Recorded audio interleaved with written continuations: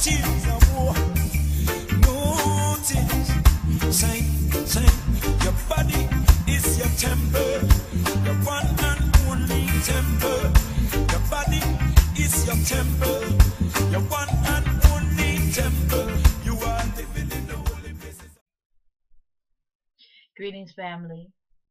I was vibing on some questions that a sister friend had asked me in regards to the alkaline and acid balance in your body, even the alkaline diet and having an alkaline diet.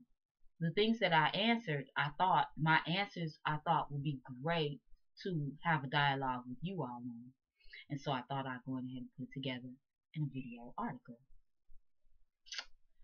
What we talked about was that she was on a diet for which will require her to eat all alkaline foods and to have her blood become all alkaline.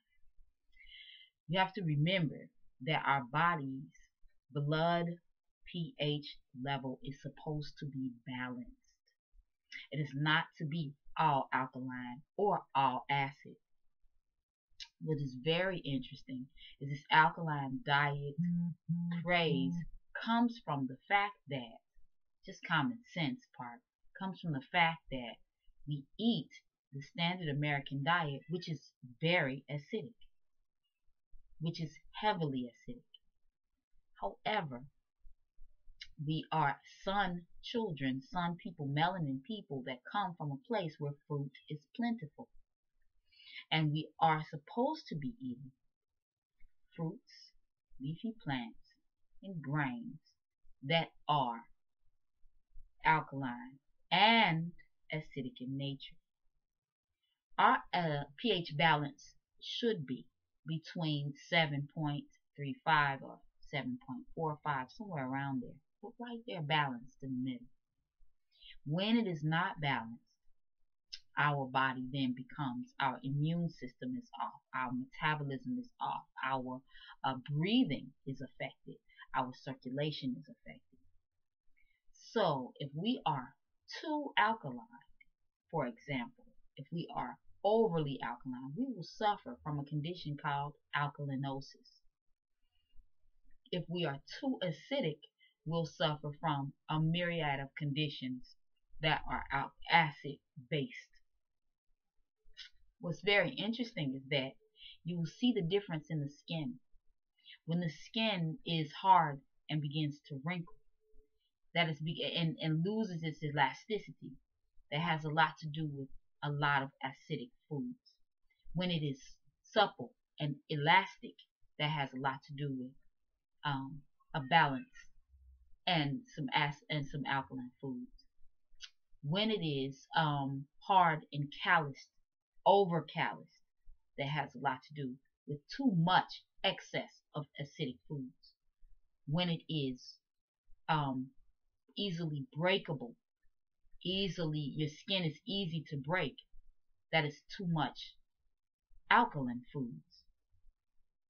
When it is when you are easy to wound when scratched, or when you are easy to bruise when just bumped, that has a lot to do with too much alkaline excess. So what we have to do is we have to be mindful, use the mind of man. We have to watch our dietary intake to where it is balanced.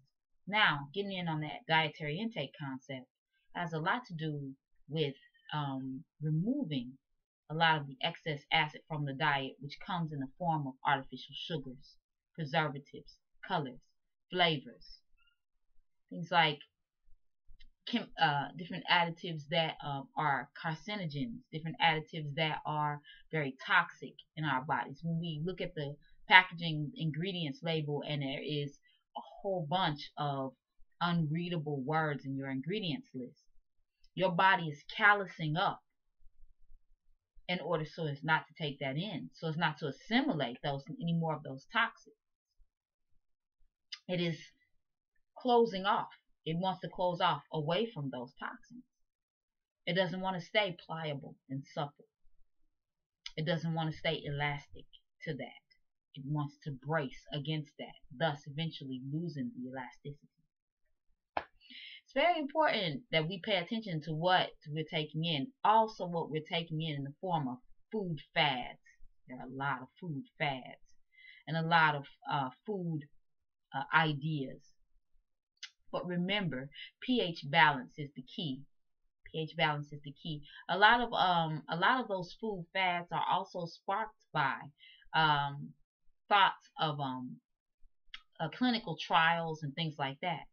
But a lot of those clinical trials are done in the petri dishes, not in human bodies. What's interesting, the interesting fact that I found, and that in my research I found, was that literally human blood has a pH balance as well as human urine has a different pH balance. So a lot of those articles that I'm reading talks about the fact that human urine pH is lower when eating alkaline foods, eating a lot of alkaline foods. But your blood, they don't talk about your blood pH. Your blood is a lot more, sticks around a lot longer. It's more of what carries the oxygen. When your urine, your kidneys kick out the waste. So you may be kicking out the excess alkali. Also, did you know that the organs in your body, each organ in your body has a different pH according to what it does? Because your liver digests fats, it may have a higher level of acid. This may higher level acidic pH versus your lungs, or versus your kidneys may have a higher level versus your heart or your pancreas or your stomach may have a different pH even than the large intestines of your bowel.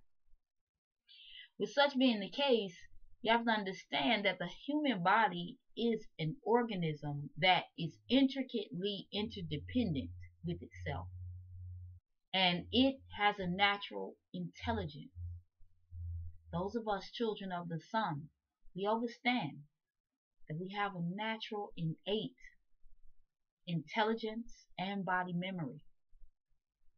To consume an excess of alkaline foods throws your body balance off.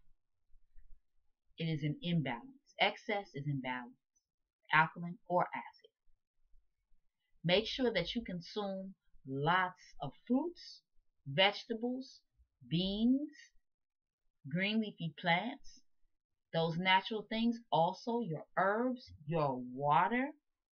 And will you consume your water, pH balanced water, or acid water, or alkaline water, what have you? You can. You know why? Because we're detoxifying from an acidic dietary framework institution that we were raised in. So yes, you can, but you don't want to overdo yourself by only consuming fruits and vegetables, or even some alkaline diet proponents say that even fruit can be too acidic.